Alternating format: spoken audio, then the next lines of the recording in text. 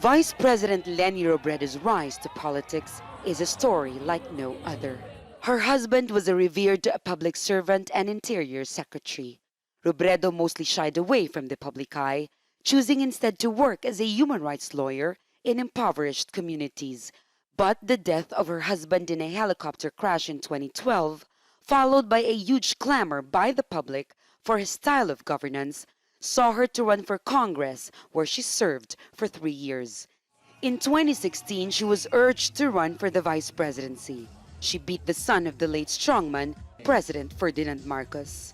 As vice president and leader of the opposition, Robredo was subjected to verbal attacks, harassment, and propaganda by Duterte and his supporters. Her decision to run for the presidency sets up a clash once again with Bongbong Marcos Jr.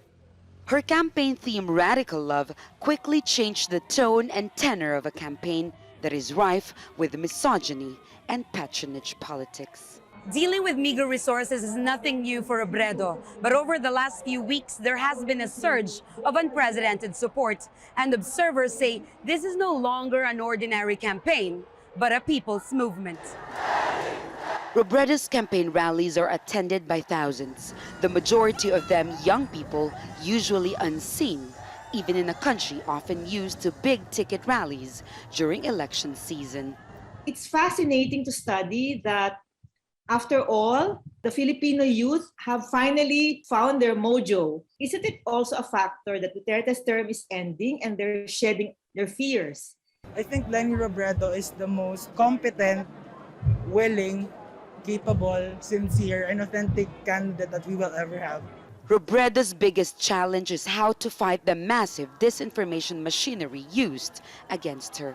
Handa ba tayo magsakripisyo? Are you ready to make sacrifices to convince our families, relatives, neighbors, classmates to vote righteously this coming elections? After nearly 6 years of Duterte's strongman-style rule, many are anxious about the country's future. Robredo's campaign, they say, isn't just about winning the presidency. It is also a fight for democracy. Alindogan, Jazeera, Manila.